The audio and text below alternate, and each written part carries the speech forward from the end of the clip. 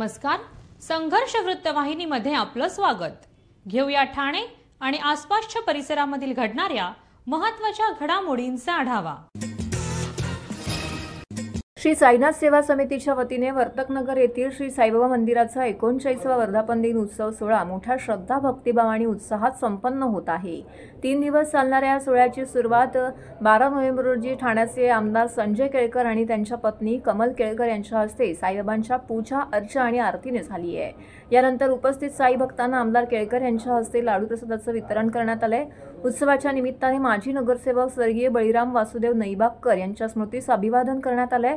त्यांच्या आशीर्वादाने श्री साईनाथ सेवा समितीने 3 दिवस विविध धार्मिक कार्यक्रमांचं आयोजन केलं आहे। पहिल्या दिवशी सकाळी श्री लक्ष्मीनारायण यज्ञ, दुसऱ्या दिवशी संध्याकाळी भजन, कीर्तन आणि भक्तिगीतांचे कार्यक्रम, तर अखेरच्या दिवशी म्हणजे 14 नोव्हेंबर रोजी साईबाबांच्या पालखी सोहळ्याचं आयोजन करण्यात आलेलं आहे आणि वर्धापन दिनाचा समारोप होणार आहे। हा उत्सव यशस्वी करण्यासाठी साईनाथ सेवा समितीचे अध्यक्ष मंगेश बळीराम नैबागकर, उपाध्यक्ष अशोक हिरानंदानी, नंदकुमार साळवी, सचिव सुरेश महाडिक, सहसचिव प्रवीण रोठे, खजिनदार बबन बोबडे, विश्वस्त हरिमाळी, अशोक सुर्वे, श्रीमती अर्पणा जाधव इत्यादींसह कर्मचारी, ब्राह्मण वर्ग, मंदिर सेवेकरी मेहनत घेत आहेत। समोर समोर खाली घे ना, इकडे बघ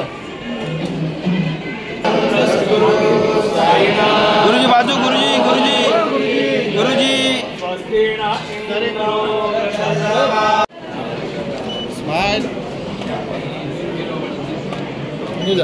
आज साईनाथ सेवा समितीच्या माध्यमातून आणि आमचे स्वर्गीय बळीभाई नैबागकर यांच्या भक्तीतून आणि श्रद्धेतून निर्माण झालेलं हे साईबाबा मंदिराचा 39वा वर्धापन दिन आहे।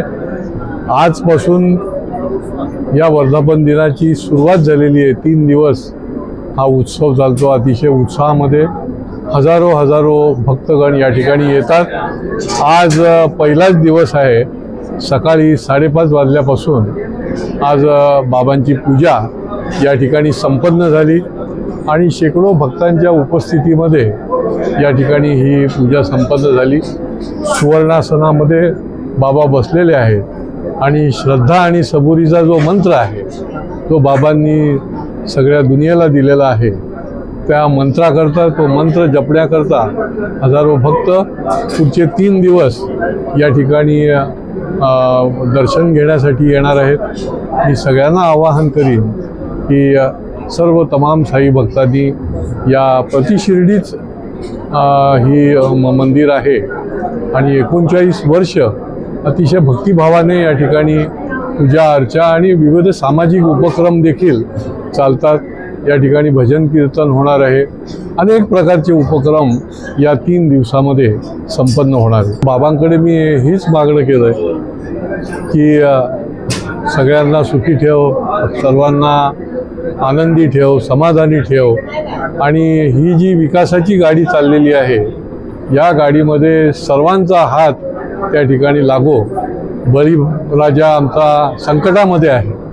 महाराष्ट्रातला बळीराजाला त्या संकटातून बाहेर काढण्याकरता शक्ती दे आणि सर्व तमाम भक्तगणांना देखील विकासाकरता शक्ती दे आणि हा विकासाचा रथ हा ठाणे शहराकरता, राज्याकरता आणि देशाकरता हा असाच चालत राहो बाबांच्या आशीर्वादाने, अशा प्रकारची मी मागणी करतो। श्री वर्तकनगर साईनाथ सेवा समितीचा आज दिनांक 12 रोजीपासून 39वा वर्धापन दिनाची आज शुभ सुरुवात झालेली आहे।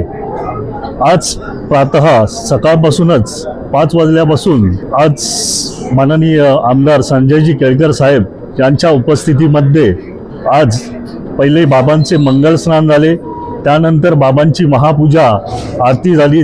तसेच जवळजवळ येणाऱ्या सर्व भक्तांना जवळजवळ 5 ते 6 लाख लाडू आज प्रसादासाठी तयार केलेले आहेत। ते लाडू आज साहेबांच्या हस्ते आज प्रसाद वाटप चालू झालेले आहे। तसेच आज त्यांनी व त्यांच्या पत्नींनी सपत्नीक पूजा त्यांनी संपन्न करून आज या 39व्या वर्धापन दिनाची सुरुवात केलेली आहे। आत्ताच थोड्या वेळामध्ये आपला 8 वाजता जनकल्याणार्थ लक्ष्मी नारायण याग यज्ञ सुरू होणार आहे। हा याग 14 तारखेला दुपारी 2 वाजता पूर्णाहुती होईल. त्यानंतर दुपारी 4 वाजता वर्तकनगरमध्ये पूर्ण साईबाबांची पादुकांची पालखी मिरवणूक संपूर्ण वर्तकनगर परिसरातून निघून पुन्हा साईबाबा मंदिरामध्ये येईल.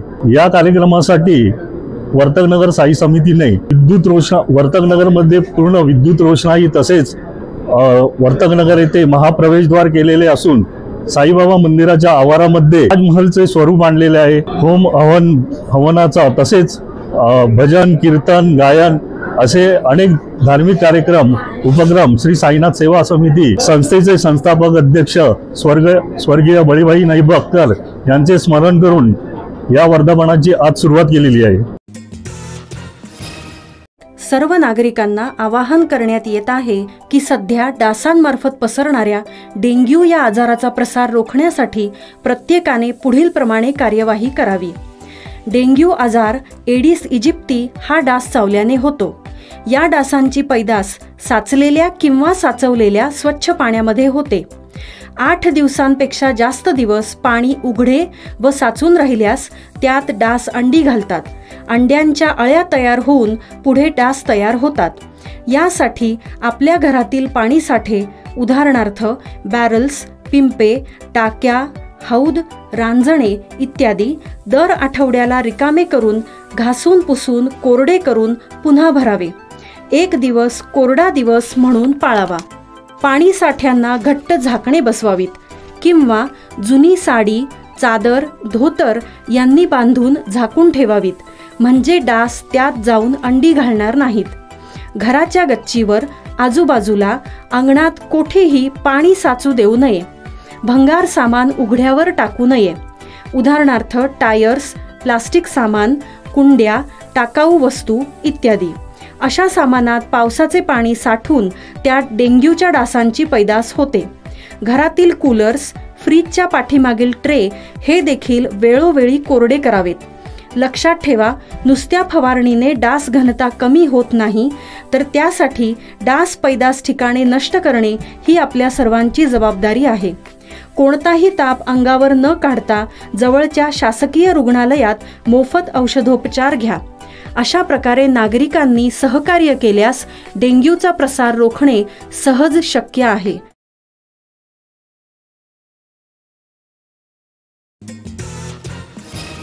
ठाणे काँग्रेसने काही दिवसांपूर्वी ठाणे महानगरपालिकेच्या शैक्षणिक व्यवस्थेतील असंतोषाला वाचा फोडत शिक्षण विभागाच्या दारात लक्षवेधी आंदोलन छेडलं होतं. काँग्रेसच्या आंदोलनाची दखल घेत शिक्षण विभागाने कागदी घोडे नाचवून खासगी शाळांवरील नामफलक मराठीत लावणे तसेच स्ट्रक्चरल ऑडिट करण्याचे आदेश दिले होते. मात्र अद्याप या आदेशाची अंमलबजावणी ठाणे शहरात झालेली नसून शिक्षण विभागाच्या या दुर्लक्षाविरोधात काँग्रेसने आज पुन्हा आंदोलन छेडलं. यावेळी काँग्रेस शहर अध्यक्ष विक्रांत चव्हाण यांनी शिक्षण विभागाच्या अधिकाऱ्यांना काळे फासण्याचा इशारा दिला आहे. शालेय विद्यार्थ्यांच्या हक्काची होणारी पायमल्ली, शिक्षणाचा घसरलेला दर्जा, शाळाच्या इमारतींची दयनीय अवस्था यांसह असंख्य प्रश्नांकडे काँग्रेसने लक्ष वेधलं होतं. परंतु संपूर्ण महापालिका क्षेत्रामध्ये शिक्षण विभागाकडे केवळ एकच पर्यवेक्षक असल्याने यापूर्वीच्या शिक्षण उपायुक्तांनी भरारी पथक नेमण्यासंदर्भात दिलेल्या निर्देशाची तसेच अन्य आदेशांची अंमलबजावणी न झाल्याने खासगी शाळांवरती नियंत्रणच ठेवता येणार नाही. असं असताना शिक्षण मंडळाने दिखाव्यापुरते पत्र देऊन आपले हात झटकल्याचा आरोप ठाणे काँग्रेसचे अध्यक्ष विक्रांत चव्हाण यांनी केला आहे. तेव्हा शिक्षण विभागातील वाढत्या अनियमितता आणि विद्यार्थ्यांच्या प्रश्नांकडे दुर्लक्ष केल्याने काँग्रेसला पुन्हा एकदा रस्त्यावर उतरावं लागणार असल्याचं त्यांनी सांगितलेलं आहे.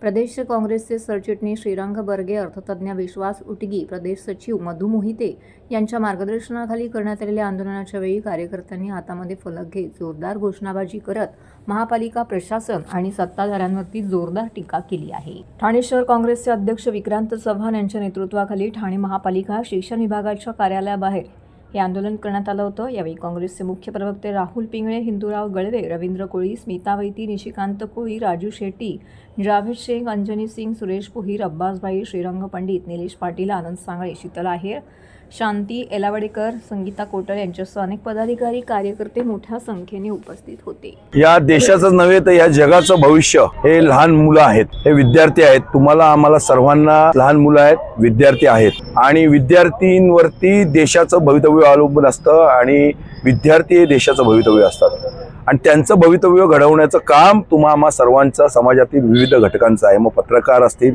आम्ही राजकीय संघटना असो, NGO असो, प्रशासकीय अधिकारी असतील आणि विशेषतः शिक्षक असतील, या सर्वांचं आहे. असं असताना आम्ही जवळजवळ जुलै महिन्यापासून काही मागण्यांना जोर लावून धरलेला आहे. त्या मागण्या आज करतो, उद्या करतो, पूर्ण करतो अजिबात करण्यात आलेल्या नाहीत. मग त्याच्यामध्ये शिक्षकांची भरती असेल, शिक्षकांची कमतरता असेल, विद्यार्थ्यांना पुरवण्यात येणाऱ्या योजना असतील, योजनांमधील झालेला भ्रष्टाचार असेल. काल परवापर्यंत मी या ठिकाणी आलो होतो या शिक्षण मंडळामध्ये, तेव्हा ह्यांनी मागण्या पाठवलेल्याच म्हणाले. तर मी उपायुक्त मुख्यालय गोदापुरे यांच्याशी चर्चा केली. ते फोनवरती ते मला सांगतात की फाईल प्रोसेसमध्ये आहे. मला सांगा की जर विद्यार्थ्यांच्या बाबतीत विद्यार्थ्यांना चांगलं दर्जेदार शिक्षण मिळणं गरजेचं आहे, विद्यार्थ्यांचं आरोग्य सांभाळणं गरजेचं आहे, हा सगळा तुमचं आमच्या सर्वांचं कर्तव्य आहे. शाळेंना ऑडिट करण्याचे आदेश दिले, शाळेंना IIT VGTI मधनं ऑडिट करण्याच्या इमारतींना, खाजगी शाळांना म्हणजे महानगरपालिकेच्या शाळांचा तर धज्जाच उडालाय. खाजगी शाळेंना सुद्धा इमारतींना ऑडिट का? तर बाबा सिपेज आहेत, आरोग्य नीट सांभाळलं जात नाही, त्यांच्याकडे टॉयलेट्स नाही आहेत, त्यांच्याकडे लॅबॉरेटरी नाही आहेत, त्यांच्याकडे डॉक्टर्स नाही आहेत. तर त्यांना ह्या सगळ्या गोष्टींचं हे दिलं. नंतर मराठीमध्ये नामफलक लावणं हे शासनाचा GR आहे. केरळामध्ये जाल तुम्ही, केरळातच नावं असतात, पंजाबमध्ये जाल, पंजाबमध्येच नावं असतात. आपल्या महाराष्ट्रात म्हटलं फक्त मा झालेला आहे. या ICSE बोर्ड असेल, या CBSE बोर्ड असेल किंवा दुसरा कुठला बोर्ड आहे, आणखीन बोर्ड, ह्या बोर्डच्या लोकांना किंवा खाजगी यांना मा झालेला आहे. महाराष्ट्रात राहतात आणि मराठीमध्ये बोर्ड लावायला लाज वाटते. यांनी पत्र दिले. आमचं म्हणणं हे तुम्ही पत्र देऊन केवळ तुमचं कर्तव्य संपलं का? ह्याच्यावरती देखरेख कोण करणार? ह्यांच्यावरती पायबंद कोण घालणार? यांना कंप्लायन्स करायला किंवा ह्यांना त्या ठिकाणी हे बोर्ड जे लावायचे आहेत किंवा ह्या जे बाकीचे कंप्लायन्स हे करण्यासाठी यांच्याकडे पथक नाही, यांच्याकडे माणसं नाही आहेत. ते बसून राहतात तिकडे निविदांमध्ये. काही ठराविक निविदाकार इथे वर्षानुवर्ष हे केलेल्या योजना अजून पुरवलेल्या आहेत, बाकरे तुटलेले आहेत. गणवेश आत्ता कुठे पुरवायला घेतले, गणवेश पण भिवंडीचे गणवेश आणलेले आहेत. म्हणजे आणि ठराविक मंडळी, ठराविक काही राज्यकर्ते पुढाऱ्यांच्या हातात हे शिक्षण मंडळ आणि शिक्षण मंडळाच्या माध्यमातून या ठाण्यातील शिक्षणाचा पूर्ण बोजवारा उडालेला आहे. आज पंडित नेहरूंनी स्वप्न पाहिलेलं होतं, परवा पंडित नेहरूंची जयंती आहे.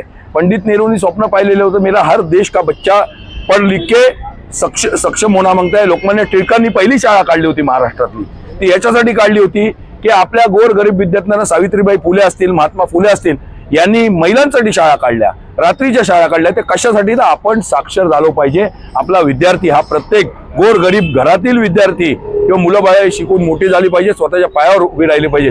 डॉक्टर बाबासाहेब आंबेडकरांनी सांगितलं, शिकवलंय की तुम्ही सक्षम व्हा, तुम्ही शिका आणि तुमचे हक्क, तुमचे अधिकार मिळवण्यासाठी लढा द्या आणि लोकांना त्याचं ज्ञान पाजा. हे सगळं राहिलं बाजूला. केवळ टक्केवारीमध्ये शिक्षण मंडळाचे अधिकारी, कर्मचारी, राज्यकर्ते, इथले म्हणजे शिक्षण समितीचे माजी अध्यक्ष असतील, इथले उपायुक्त असतील किंवा मग इथले राज्यकर्ते असतील, सगळीच मंडळी ज्यांच्या हातात ही सत्ता आहे, ते सगळेच मंडळी पैशाने भरभटलेली आहेत. मात्र यांना ठाण्यातील शिक्षकांना PTA नाही, आज पॅरेंट्स टीचर्स असोसिएशन नाहीत, मर्जीतले घेऊन भरमसाठ फी वाढ केली जाते. विद्यार्थ्यांचं आरोग्य धोक्यात आहे. बसेस लावायला, गाड्या लावायला जागा नाही. सगळ्या शाळांच्या समोर वाहतूक कोंडी आहे. म्हणजे हे सगळेच प्रश्न अनुत्तरित आहेत आणि त्यामुळे हे प्रश्न रस्त्यावरती उतरून कोणीतरी घेतलं पाहिजे. हे तुमचं आमचं सर्वांचं कर्तव्य आहे. तुम्ही आम्हाला ह्या आंदोलनाला तुम्ही प्रसिद्धी दिली पाहिजे, हे तुमचं कर्तव्य आहे. आम्ही सातत्याने हा दबाव ठेवला पाहिजे. विरोधक असतील, राजकीय संघटना असतील, पुढारी असतील. निवडणूक हा आमचा क्रायटेरिया नव्हे काँग्रेसचा. किती सीट आल्या, किती सीट नाही आल्या हा आमचा नाही. पण काँग्रेसचा कार्यकर्ता जसं धर्मवीर आनंद दिघे रस्त्यावरती उतरून आंदोलन करायचे, काँग्रेसचा प्रत्येक कार्यकर्ता रस्त्यावरती उतरून जो दुर्बल घटक आहे, ज्याच्यावरती अन्याय होतो, त्याच्यासाठी आवाज उठवण्यासाठी सातत्याने काँग्रेसचा कार्यकर्ता रस्त्यावरती राहिलेला आहे आणि यापुढेही राहणार.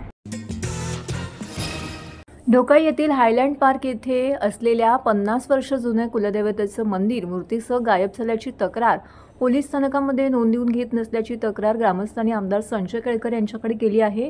याबाबत संबंधित अधिकाऱ्यांना या प्रकरणामध्ये लक्ष घालण्याच्या सूचना केल्याची माहिती आमदार संजय केळकर यांनी दिलेली आहे। भाजपच्या कोपट कार्यालयामध्ये आयोजित करण्यात आलेल्या जनसेवकाचा जनसंवाद या कार्यक्रमामध्ये काही ग्रामस्थांनी येऊन आपली तक्रार या ठिकाणी मांडली। नवरात्री निमित्त मंदिराची स्वच्छता करण्यासाठी गेलेल्या ग्रामस्थांना देवांच्या मूर्ती, चांदीचे सामान आणि मंदिरही गायब झाल्याचं आढळून आलंय, तर जवळील विहिरीही बुजवण्यात आल्याचं दिसून आलंय। पोलिसांना याबाबत तक्रार केल्यानंतर त्यांनी तक्रार दाखल केली नसल्याची माहिती ग्रामस्थांनी आमदार केळकर यांच्याकडे केलेली आहे। जनसेवकाचा जनसंवाद या कार्यक्रमामध्ये ठाणे शहर पुरता मर्यादित न राहता मुंबईपासून बदलापूर, रायगड, रत्नागिरी इत्यादी जिल्ह्यातून नागरिक आपल्या तक्रारी घेऊन येत आहेत। तर या कार्यक्रमाअंतर्गत प्राप्त झालेल्या तक्रारी निवारण करण्याचं जे काम आहे ते युद्धपातळीवरती या ठिकाणी आमदार संजय केळकर यांच्याकडून सुरू आहे। त्यात विकासकांनी घरांसाठी केलेली फसवणूक, शैक्षणिक विभाग, ज्येष्ठ नागरिक, आर्थिक फसवणूक, नोकरी अशा विविध विषयासंदर्भाची निवेदनं त्यांना प्राप्त झालेली आहेत। या जनसंवादाच्या कार्यक्रमास माजी उपमहापौर अशोक भोईर, ठाणे जिल्हा हाऊसिंग फेडरेशनचे अध्यक्ष सीताराम राणे, ठाणे परिवहन सदस्य विकास पाटील, युवा मोर्चाचे सूरज दळवी, जितेंद्र मडवी, मेघनाथ घरत, सचिन पाटील इत्यादी उपस्थित होते। आज डोकाळी गावात खूप मोठी डेव्हलपमेंट चाललेली असते। विकासक जमिनी घेतात, जमिनी घेत असताना निरनिराळी आश्वासनं देतात आणि त्याच्यातलं कुठलं आश्वासन पाळत नाही। शेवटी ही या शहरामध्ये अनेक पिढ्यांनी वसलेली ही गावं आहेत। या गावांची काही प्रथा आहे, परंपरा आहे। या ठिकाणी जुन्या विहिरी आहेत, त्या ठिकाणी मंदिर आहे, त्यांचे कुलदेवता आहेत। आता या ठिकाणी मला जशी तक्रार प्राप्त झाली होती की वाघोबा धावोबा मंदिर इथे होतं, यांची कुलदेवता आहे आणि त्या ठिकाणी अतिशय भक्तिभावाने पिढ्यानपिढ्या ही मंडळी जी आहेत ती त्याची पूजा अर्चा करतात। विकासकाला जागा विकल्यानंतर आता गणपतीच्या काळामध्ये त्यांनी या मूर्ती पण गायब करून टाकल्या। या ठिकाणी मंदिराची पण नासधूस केली, मंदिराचं पण जे काही शेड होती ती पण काढून टाकली आणि त्याच्यामुळे हा एकतर भावनेचा पण विषय, हे धार्मिक भावना मोठ्या प्रमाणामध्ये या ठिकाणी दुखावल्या। त्याच्यामुळे याच्या संबंधामध्ये रीतसर गुन्हा दाखल झाला पाहिजे। या ठिकाणी ज्यांनी या मूर्ती ज्या आहेत या कुठे गायब केल्या याचा छडा लागला पाहिजे, कारण त्या मूर्तीच्या भोवती यांची भावना आहे आणि त्यांनी जी काही आश्वासनं दिली होती विकासकाने, हायलँडच्या परिसरामध्ये हे छोटं मंदिर होतं की त्या ठिकाणी आम्ही तुम्हाला दुसरीकडे स्थलांतर करून त्या मूर्तीची रीतसर स्थापना करू, मंदिर बांधून देऊ। आता एवढ्या मोठ्या जागेमध्ये कुठेही देता आलं असतं का? शेवटी ग्रामस्थांची ही भावना आहे आणि भावनेशी तुम्ही खेळू शकत नाही आणि त्याच्यामुळे हे झालं पाहिजे। एकतर गुन्हा दाखल झाला पाहिजे, मूर्ती शोधून काढल्या पाहिजेत आणि स्थलांतर करून त्या ठिकाणी मंदिराची देखील स्थापना झाली पाहिजे, तरच ग्रामस्थांच्या, आमच्या या महिला भगिनी इकडे सगळ्या आहेत, त्यांच्या भावना याच्या पाठीमागे फार मोठ्या आहेत। कारण की पिढ्यानपिढ्या यांच्या मातोश्री वारल्यानंतर त्यांनी जी आश्वासनं दिली ती सगळी पुसून टाकली। नमस्कार, मी ललेश साईनाथ पाटील, डोकाईमधला एक ग्रामस्थ आहे। आमच्या इथे हायलँड येथे पिढ्यानपिढ्या म्हणजे वडिलोपार्जित एक वाघोबा धावोबा कुलदैवत मंदिर होतं, पण त्या मंदिरात आम्ही वर्षानुवर्षे पूजा करत आलो। आम्ही काही वर्षांपूर्वी बिल्डराला जागा विकली, म्हणजे जवळपास 2000 साली आम्ही विकली। पण त्यावेळी आमच्या आजीला त्यांनी आश्वासन दिलं होतं का जेव्हा काही मी विकास करेन या जागेचा तेव्हा तुम्हाला हे स्थलांतरित करून देईन। इथे एक विहीर पण आहे। आम्ही म्हणजे पिढ्यानपिढ्या आम्ही इथे नवरात्री साजरी करत आलो, दिवाळीला आम्ही दुर्गा मातेची पूजा करतो। असे आमचा कौटुंबिक परंपरागत हा आमचा उत्सव इथं साजरा करत आलेला। तर 25 जागा विकून 25 वर्ष झाली, तेव्हा इथं आम्ही तरी त्यांनी कुठे मंदिर हटवलं नाही, पण आज 25 वर्षानंतर त्याला कुठे जाग आली आणि आम्हाला कोणती पूर्वकल्पना दिली नाही। ठीक आहे, जागा त्यांची आहे, आमची मागणी एवढीच होती की आम्हाला कायदेशीर नोटीस बजावी आणि आम्हाला ॲटलिस्ट आमचे देव तरी आम्ही कुठेतरी आम्ही स्वतः स्वखर्चाने स्थापना केली असती। त्याची जर द्यायची दानत नसेल तरी आम्ही मनाने आम्ही तयार होतो का आम्ही दुसरीकडे स्थापना करायला आम्ही तयार होतो, पण कोणती आम्हाला पूर्वकल्पना दिली नाही आणि आमचे मंदिर रातोरात इथं हटवून दिलं। इथे JCB च्या टायरचे निशाण वगैरे तिथं स्पष्टपणे दिसत आहेत। JCBने उडवलं आणि ते बाजूला विहीर होती तिथे टाकल्याचा आम्हाला तर संशय आहे, पण आम्ही ते मागणी करतोय सर्च करा इथे, तर आम्हाला कोणती परवानगी देत नाही। आम्ही सप्टेंबरमध्ये हा प्रकार घडला, आम्ही दुसऱ्या दिवशी पोलीस स्थानकात गेलो, पोलिसांनी आम्हाला बिल्डराला संपर्क केला असं सांगितलं, त्यांनी उडवाउडवीची उत्तरं दिली। 4-5 दिवसांनी येतो, मी बाहेर आहे। त्यानंतर याला आमचा जबाब नोंदवून घेतला, पण नंतर काय दबाव आला काय आला काय माहिती नाही. आता पोलीस बोलतात का आम्ही तुमची कोणती तक्रार घेणार नाही आणि आम्ही या प्रकरणात काही हस्तक्षेप करू शकत नाही आणि आमच्याकडे समजपत्र ते आम्हाला देतात पोलीस. विठवा येथे खाडीलगत असलेल्या ठाणे महानगरपालिकेच्या वतीने उभारण्यात आलेल्या नाना नानी पार्कची अत्यंत दुरावस्था झालेली आहे. सदर ठिकाणी असलेली लहान मुलांची खेळणी तुटलेल्या अवस्थेमध्ये आहेत, तर मैदानामध्ये गणपती देवीच्या मूर्ती याकरिता विसर्जन करण्याकरिता निर्माण करण्यात आलेला कृत्रिम तलाव हा देखील या ठिकाणी तसाच खड्डा ठेवलेला पाहायला मिळतोय. कृत्रिम तलावाकरिता खणण्यात आलेला खड्डा हा अद्याप देखील बुजवण्यात आलेला नाही. त्यामुळे स्थानिक नागरिक, ज्येष्ठ नागरिक ह्या सर्व गोष्टी करता आता हैराण झालेले आहेत. मोठ्या संख्येने ज्येष्ठ नागरिक या नाना नानी पार्कचा चालण्याकरिता वापर करत होते, तर लहान मुलं देखील या उद्यानामध्ये खेळण्याकरिता येत होती. मात्र तरी देखील या ठिकाणी कोणत्याही प्रकारच्या नागरिकांना विचारत न घेता केवळ पर्यावरणाचं कारण देत या ठिकाणी ठाणे महानगरपालिकेच्या वतीने कृत्रिम तलावाचा घाट घालण्याकरिता संपूर्ण उद्यान हे उद्ध्वस्त करण्यात आलं. मात्र अद्याप या ठिकाणी या कृत्रिम तलावाचा खड्डा जो आहे तो तसाच आहे. त्यामुळे या ठिकाणी या नाना नानी पार्कचा कोणत्याही प्रकारे नागरिकांना उपयोग होत नसल्यामुळे सदर स्थानिक काँग्रेसचे नेते रवींद्र लहुकोळी यांच्या वतीने याबाबत आज आवाज उठवण्यात आलेला आहे. हा विसर्जन व्यवस्थेकरिता केलेला खड्डा त्वरित बुजवावा, तसेच लहान मुलांचे खेळाचे साहित्य या ठिकाणी त्वरित लावावे आणि नागरिकांसाठी ओपन जिमची व्यवस्था करावी अशी मागणी आयुक्त सौरभ राव यांच्याकडे करण्यात आलेली आहे. याबाबत अधिक माहिती या ठिकाणी समाजसेवक रवी कोळी यांनी दिली आहे. काही दिवसापूर्वी बघितलं की गणेशोत्सव होता, त्यावेळेस महापालिकेने फार सक्ती केली ठिकठिकाणी आणि विटाव्यात या ठिकाणी सक्ती करून या ठिकाणी बघितलं की आपण कृत्रिम तलाव त्यांनी बनवलं. त्याचा उपयोग तेवढ्यापुरती झाला. परत त्यांनी नवरात्र उत्सव होता, त्यानंतर मला वाटतं छठ पूजा होती, त्याच्यासाठी त्यांनी तसंच ठेवलं. ज्यावेळेस खोदत होते त्यावेळेस इकडच्या स्थानिक लोकांनी त्याला सांगितलं की विरोध केला की या नाना नानी पार्कमध्ये करू नये. पण महानगरपालिकेने सांगितलं की नाही, नाना नानी पार्क आम्ही काही दिवसासाठीच खोदतोय, तुमच्याच सोयीसाठी खोदतोय, आम्ही पुनश्च जसं होतं तसं बनवू. परंतु आता बरेच दिवस उलटून गेलेत. गणपती उत्सव, नवरात्र उत्सव, छठ पूजेच्या वेळेस तर अक्षरशः इथे कोणी नव्हतं, पण त्यांनी असाच घाट घालून ठेवला की या ठिकाणी कोणतरी येतील. त्यांनी केलं पण तो कोण आले नाही. आता त्याच्यानंतर या नाना नानी पार्कची अशी अत्यंत दयनीय अवस्था आहे. या ठिकाणी स्थानिक जी लोक आहेत, म्हणजे वयोवृद्ध लोक आहेत, लहान मुलं आहेत, हे याचा उपयोग करत असतात. आता ते लोक या ठिकाणी त्यांना जमत नाही, ते लोक येत नाही आणि आले तरी या ठिकाणी तशी परिस्थिती नाही आहे. बघितलं आपण, खेळणी वगैरे या ठिकाणी तशीच ठेवलेली आहेत. महानगरपालिकेशी संपर्क साधताना त्यांनी सांगितलं की आम्ही करू, परंतु मला वाटतं त्यांच्याकडनं काही याच्यावरती पाऊल उचललेलं नाही आहे. मी आज तुमच्या माध्यमातून खास करून आयुक्तांना सांगू इच्छितो की या ठिकाणातलं जे पटांगण आहे किंवा नाना नानी पार्क आहे त्याच्यावर लक्ष द्या. इतर ठिकाणी तुम्ही बऱ्याच ठिकाणी लक्ष देता. काही ठिकाणी आता मी ऐकलंय की स्वामी समर्थांचं मठ तोडून त्या ठिकाणी तुम्ही गार्डन बनवता, पण इथे ऑलरेडी आहे, याच्यावरती लक्ष द्या. यावरती लक्ष दिलं तर मला वाटते बऱ्यापैकी ओपन जिम होईल. वयोवृद्ध लोक सकाळी या ठिकाणी बरेच याचा उपभोग घेऊ शकतील. लहान मुलं खेळण्यासाठी करू शकतील. अगोदर करत होते, पण गेले 2.5-3 महिने बघितलं की कृत्रिम तलावाच्या अंतर्गत त्यांनी या ठिकाणी म्हणजे त्याचा उपयोग होऊ शकला नाही. मी महानगरपालिकेच्या आयुक्तांना या निमित्ताने मी या ठिकाणी सांगू इच्छितो की कृपा करून या ठिकाणी लक्ष द्यावं, जेणेकरून या परिसरातले नागरिक जे वारंवार या ठिकाणी येत आहेत पण त्यांना याचा उपयोग करता येत नाही. मी या माध्यमातून सांगू इच्छितो की प्लीज या ठिकाणी लक्ष द्या. नाहीतर काही दिवसांनी या नाना नानी पार्कमध्ये जर उद्या कोणी अतिक्रमण केलं त्यानंतर महानगरपालिका येणार आहे का? तर हे होतं संघर्ष वृत्तवाहिनीचं आजचं बातमीपत्र. उद्या पुन्हा भेटू याच वेळी याच ठिकाणी ताज्या घडामोडींसह. तोपर्यंत नमस्कार.